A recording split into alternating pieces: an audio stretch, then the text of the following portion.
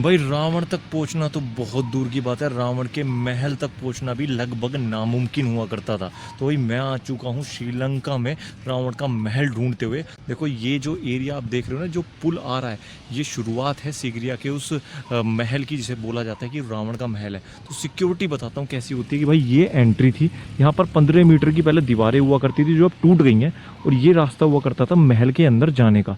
तो भाई इस पे जाने के लिए ना आपको ये पूरी जो वाटर कैनाल है पार करनी पड़ती थी। बट होता क्या था उस टाइम पे, अगर कोई भी दुश्मन आता था, कोई भी बिना परमिशन के आता था, तो ये इसको उठा देते थे। और ये जो वाटर कैनाल देख रहे हो ना, इसमें मगरमच्छ भरे हुए थे। तो भाई पीछे से सेना आती थी, वो उनको इस पानी में गिरा देती थी, और वो भाई मगरमच्छ उनका काम तमाम कर देते थे। तो ऐसी तो भाई शुरुआत होती थी जो राक्षसों के राजा है रावण के महल की। तो ये जो है, ये है सिगरिया का महल की एंट्री, और यहाँ पर कई सारे ऐसे गार्डन्स हैं जो अलग अलग काम आते थे। लोग कहते हैं ये वाटर गार्डन था, यहाँ पर मतलब जो फुवारे थे वो हुआ करते थे, जो बैठने की जगह है वो हुआ करती थी। और सबसे चौंकाने वाली बात पता है क्या है, उस टाइम की टेक्नोलॉजी में आपको बता देता हूँ कि इतने साल पहले भी यहाँ पर कहते हैं कि जो best of the best planning हो सकती थी ना किसी की शहर को बनाने के लिए, वो यहाँ पर थी। क्यों ऐसा मैं बोल रहा हूँ कि यहाँ पर देखो अंडरग्राउंड वाटर कैनल, मतलब उस टाइम में भी जो पानी जो जाता था वो भाई वो अंडरग्राउंड तरीके से जाता था।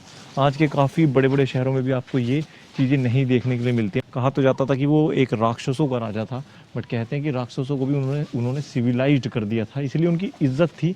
एक काम जो है वो बहुत गलत किया, बट जंग के बाद भी उनकी बहुत इज्जत रही कि भाई ब्राह्मण सबसे बड़े ब्राह्मण रहे और सबसे बड़े डिवोटी रहे शिवा के।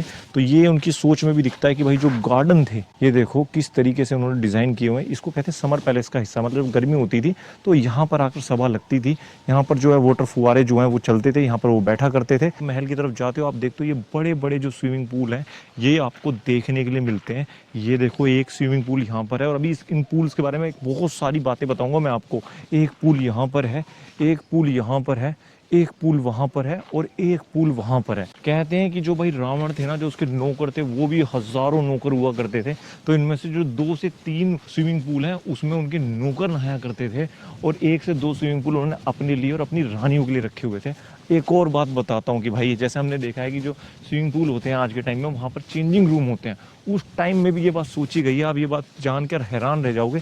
ये रास्ता देख रहे हो जो रास्ता जा रहा है, इसको सीक्रेट रास्ता बोलते हैं, ताकि अगर आपको वहाँ से कपड़े चेंज करने तो अंदर ना पूरी जगह बनाई हुई है जहाँ पर अभी हमें जाना अलाउड नहीं है। बट मैं आपको ऊपर से एक बार दिखाने की कोशिश करता हूँ। आप वो देख रहे हो पेड़ के नीचे जो जगह बनाई हुई है, वहाँ से एंट्री करते थे, नीचे कपड़े बदलते थे और सीधा पूल में एंट्री हो जाती थी।